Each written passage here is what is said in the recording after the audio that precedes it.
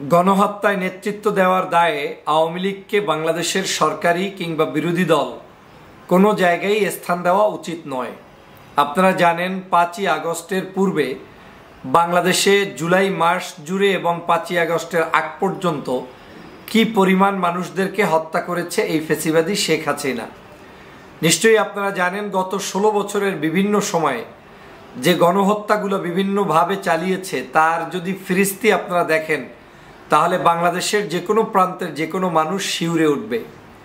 5ই মের শাপলা চত্বর, তারপরে 28শে অক্টোবরের লগি বৈঠা, তারপরে আপনার 57 জন সেনা অফিসারকে হত্যা করা, আল্লামা দেলাওয়ার হোসেন সাঈদী সাহেবের রায়কে কেন্দ্র করে সারা দেশের মানুষদেরকে গণহত্যা করা, জুলাই বিপ্লব 2024কে কেন্দ্র করে সেখানে মানুষদেরকে হত্যা করা, প্রায় 1,500-এর অধিক মানুষ শুধু এক মাসে হত্যা করেছে এই ফ্যাসিবাদী শেখ হাসিনা।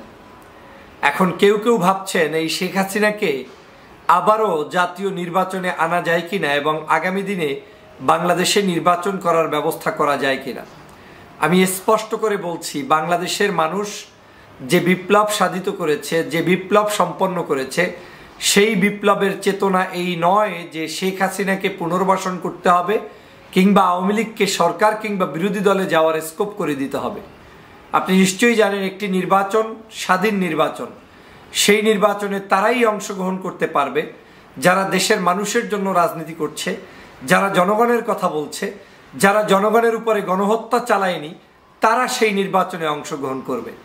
চোখের সামনে যারা গণহত্যা চালিয়েছে, যারা নির্বিচারে মানুষদের জীবন কেড়ে নিয়েছে, যারা হাজার হাজার আমার ভাই বোন মা বোনদেরকে এখনো অসুস্থ করে রেখেছে, তারা পঙ্গু হয়েছে, কারো চোখ নেই, কারো হাত নেই, অঙ্গ প্রত্যঙ্গ হারিয়ে এখন বিছনায় দিন রাত তাদের কঠিন পরিস্থিতির মধ্য দিয়ে যাচ্ছে। আর সেই সকল পরিবার যারা তাদের সন্তানদেরকে হারিয়েছে, বাপ ভাই বোনদেরকে হারিয়েছে, আজকে তারা শহীদি পরিবার হিসাবে ধুকে ধুকে কাঁদছে। সেই সময়ে বাংলাদেশে আওয়ামী লীগ সরকারি দল কিংবা বিরোধী দলের আসার যে স্বপ্ন কেউ কেউ দেখাচ্ছেন, আমি মনে করি তারা বাংলাদেশের সবচেয়ে দেশদ্রোহিতার কাজটিই করছেন। দেশের মানুষের সাথে আপনি বেইমানি করছেন, আপনারা বেইমানি করছেন। বাংলাদেশে কোনো অবস্থায় এই দলটির চূড়ান্তভাবে বিচার নিষ্পত্তি হওয়া পর্যন্ত, এমনকি এই দলটিকেই চূড়ান্তভাবে আমি মনে করি বাংলাদেশের এই মুহূর্তে যে অন্যায় করেছে সেই অন্যায়ের বিচার না হওয়া পর্যন্ত তাদের রাজনৈতিক নাম নিশানা পর্যন্ত থাকার কথা না। কিন্তু ভাবতে অবাক লাগে, স্বাধীনতা মাত্র 2 মাস হয়নি, তার মধ্যেই কেউ কেউ ভাবছেন যে আওয়ামী লীগ নামক দলটি নির্বাচনে আসলে অসুবিধা কোথায়। হ্যাঁ, আওয়ামী লীগ নামক দলটি নির্বাচনে আসলে বিশাল সমস্যা। প্রথম সমস্যা হচ্ছে আপনি আওয়ামী লীগের এই সকল গণহত্যাকে তাহলে মেনে নিলেন যে গণহত্যা করার পরেও রাজনীতি করা যায়, গণহত্যা করার পরেও মানুষের সাথে তাদেরকে মিশতে দেওয়ার সুযোগ দেয়া যায় এবং সুযোগ করে দিয়ে তাদেরকে ছলে বলে কৌশলে আপনি এই মুহূর্তে বিরোধী দলের চেয়ারে বসিয়ে দেওয়ার সুযোগ করে দেয়া যায়। আর বিরোধী দলের সুযোগ করে দেয়া মানেই হচ্ছে গণহত্যাকারী একটি দল সংসদে প্রতিনিধিত্ব করবে এবং তারা বাংলাদেশের আগামী দিনে আবারও আপনার উপরে চেপে বসে অনৈতিক নির্বাচনের মধ্য দিয়ে সরকারি ক্ষমতায় আসার স্বপ্ন দেখবে এবং একটা সময় বিদেশি দেশি বিভিন্ন ষড়যন্ত্রের মাধ্যমেই তাদেরকে ক্ষমতায় বসানো হবে। তাহলে কি হলো? যে আমার রক্তের উপরে গুলি চালালো, যে আমার শরীরের উপরে গুলি চালালো, যে আমার পরিবারের উপরে গুলি চালালো, যে আমার বাংলাদেশের মানচিত্রকে থুকে থুকে থুকে থুকে গিলে খেলো, যে আমার দেশের স্বাধীনতা সার্বভৌমত্বকে ধ্বংস করলো, তাকেই আবার আপনি আমরা পুনর্বাসনের ব্যবস্থা করে দিচ্ছি। প্রিয় সহযোদ্ধা ভাই বোনেরা, বাংলাদেশে আমার মনে হয়েছে যুদ্ধ এখনো শেষ হয়নি, যুদ্ধ এখনো বাকি রয়েছে।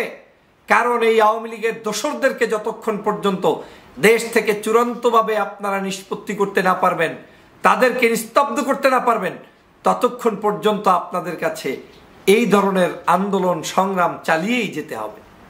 বাংলাদেশের আজ কঠিন পরিস্থিতি থেকে যদি সর্বাগ্রে মুক্তি পেতে হয় তাহলে সবার আগে কাজ হচ্ছে আওয়ামী লীগের হাত থেকে বাংলাদেশকে রক্ষা করা।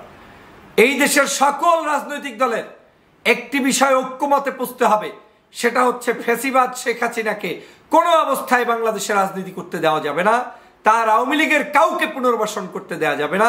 তাদের হাতে বাংলাদেশের মানুষের রক্তকে আর কোনো অবস্থায় খুয়া যেতে দেয়া যাবে না। অতএব সেই জাতীয় সিদ্ধান্ত নেয়ার জন্য বাংলাদেশের সর্ববৃহৎ দল বাংলাদেশ জাতীয়তাবাদী দলের জননেতা জনাব তারেক রহমান সাহেব, বাংলাদেশ জামাত ইসলামের আমির ডাক্তার শফিকুর রহমান সাহেব, ইসলামী আন্দোলনের আমির চরমনায়ের পীর সাহেব হুজুর, এরপরে বাংলাদেশের অন্যান্য রাজনৈতিক দলগুলো যারা রয়েছেন ছোট বড়, প্রত্যেকের একটি জাতীয় ঐক্য দরকার এবং আপনাদের সিদ্ধান্ত নিতে হবে যে আওয়ামী লীগকে নিয়ে রাজনীতি করবেন কি করবেন না। যদি আওয়ামী লীগকে নিয়ে রাজনীতি করে এই আওয়ামী লীগকে পুনর্বাসন করানো হয়, যারা করবে তাদেরকে পর্যন্ত বাংলাদেশের জনগণ প্রত্যাখ্যান করবে। কারণ হয়তো আপনি মনে মনে ভাবছেন যে আওয়ামী লীগ রাজনীতি করলে কোনো একটা সুবিধা হতে পারে, ভবিষ্যতে হয়তো তাদের সাথে আপনার একটা মিউচুয়াল আন্ডারস্ট্যান্ডিং হতে পারে, কিন্তু আপনি জাতির সাথে যে বড় একটা ক্ষতি করবেন সেই ক্ষতি থেকে আপনি উঠতে পারবেন না। এখন কি হতে পারে? আওয়ামী লীগ না থাকলে বিএনপি ক্ষমতায় আসবে, কিংবা জামাত ক্ষমতায় আসবে, কিংবা জামাত বিরোধী দল হবে। এই তো জামাত বিরোধী দল হয়েও যদি কোনো অবস্থায় তারা কোনো সময় ক্ষমতায় আসে, তাও আপনার বিরোধী দল থেকে ক্ষমতায় আসবে যারা, তারা হচ্ছে আপনাদেরই শুভাকাঙ্ক্ষী দল। কিন্তু খুনি লুটেরা যারা দেশকে ধ্বংস করেছে, মানুষকে হত্যা করেছে, তাদেরকে কোনোদিন বাংলাদেশের জমিনে রাজনীতি করার সুযোগ দিলে এই দেশে বিএনপির পরবর্তীতে 5 বছর ক্ষমতায় থাকতে না থাকতেই আপনাকে টেনে হেঁচড়ে এই আওয়ামী লীগই আবার নামিয়ে তারপরে আওয়ামী লীগ ক্ষমতায় বসার চেষ্টা করবে। অতএব এই দেশে কারা রাজনৈতিক অধিকার পাবে সেটা স্পষ্ট সংবিধানে রচিত করতে হবে। অধিকার তারাই পারবে যারাই বাংলাদেশের মানুষের অধিকার নিয়ে কথা বলবে, অধিকারের জন্য লড়াই করবে। বর্তমানে এই 2024-এর একটি গণহত্যাকে কেন্দ্র করেই আপনি সিদ্ধান্ত নিতে পারেন যে আওয়ামী লীগ কি এদেশের জনগণের অধিকার নিয়ে কথা বলে?